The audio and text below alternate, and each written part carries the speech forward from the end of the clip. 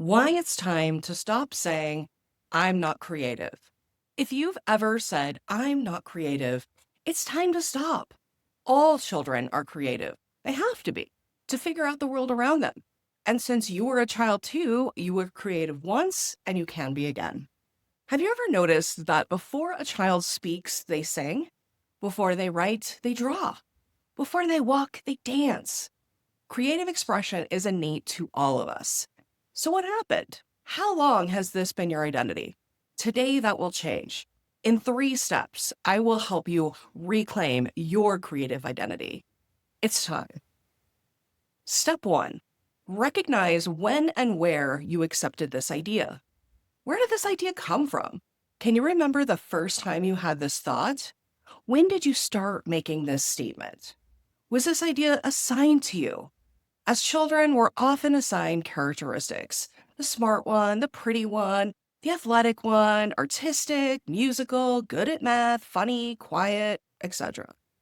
Take a moment and think back. What characteristics were assigned to you? Perhaps you were categorized as something that didn't focus on creativity. Or perhaps you were told flat out that you weren't a creative person or were bad at something creative. This is such a limiting practice. Adults have no idea how much damage pigeonholing can do to a developing personality. You are typecast into a role that becomes core to your identity before you have the ability to question it. In some cases, it gives us permission and encouragement to explore our interests, but it also closes doors and shuts off opportunities. Did you assign this idea to yourself? There may have been a creative event or endeavor where you tried and fell short or failed in some way, so you decided you weren't creative. Does that sound familiar?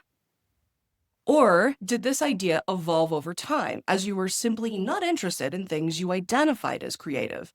So you let it go to claim something else, like the idea that if you like math, you can't like art, or if you like creative writing, you can't like science. Balderdash. We all have a whole brain. You don't have to ignore half of it. Step 2, understanding that all humans are creative. Creativity is a human characteristic.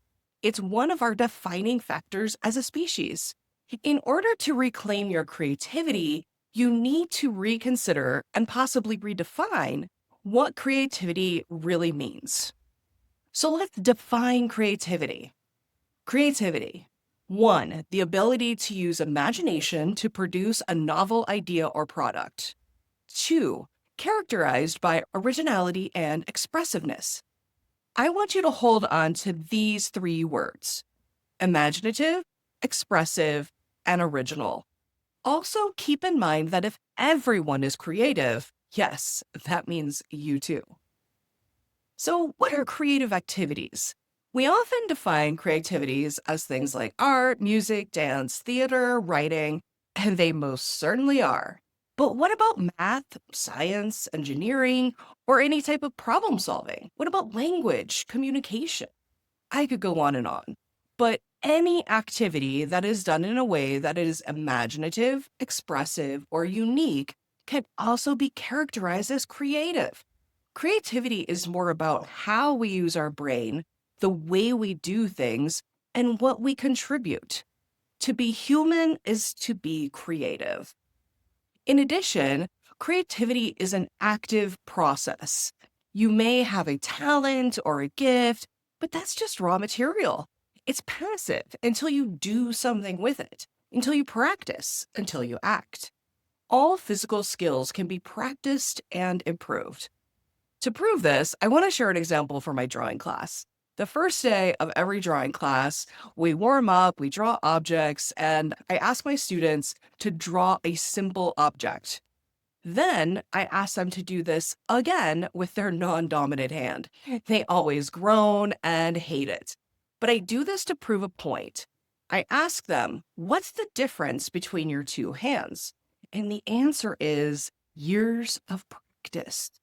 And if practice can take them that far, imagine the possibilities if you practice more.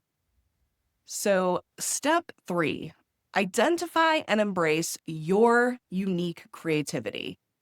While there's a biological need to conform to some degree, to fit into society, there's an equal need to establish our individuality. We are all unique in some way. So ask yourself, how are you unique? What do you enjoy? This could be a hobby or how you present yourself to the world. Your clothes, hair, makeup. It could be how you cook or prepare food. It could be how you define and create your space. It could be how you experience nature or interact with your loved ones. It could be how you communicate or solve problems and puzzles.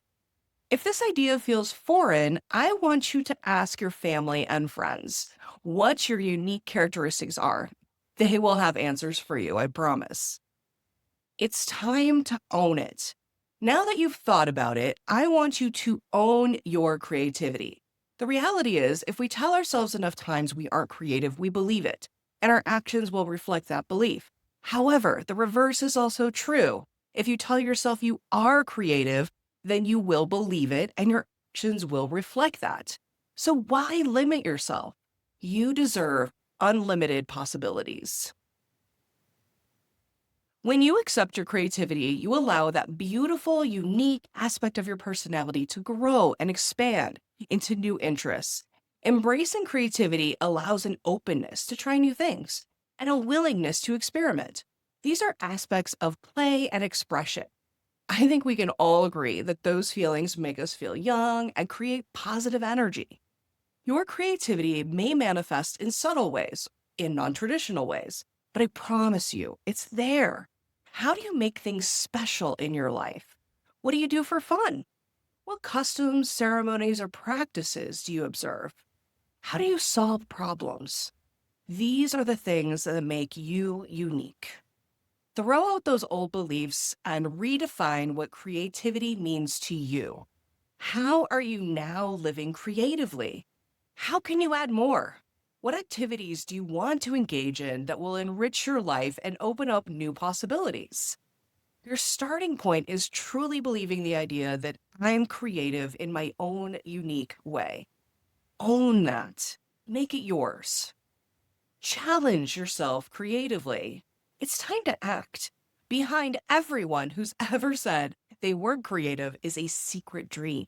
What is yours? What would you love to do but never felt good enough to try? What if it wasn't about what other people thought, but instead is how it makes you feel? You're an adult. Now, there are a lot of downsides to adulting, but an upside is you can do what you want. Yes, for those uber adults out there, within reason. But still, this creates endless possibilities. What do you want to try?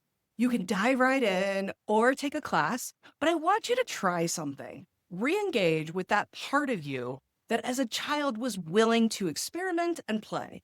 Remember, the experience itself is so very rewarding. And if you're drawn to the visual arts, I would be honored to be part of your creative journey. In my coaching program, Make Art, we can discover what this looks like for you. No experience required.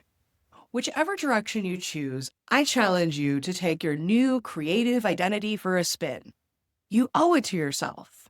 It's time. If you enjoyed this episode, subscribe to my podcast, YouTube channel, or newsletter. Thanks for joining me. Until next time.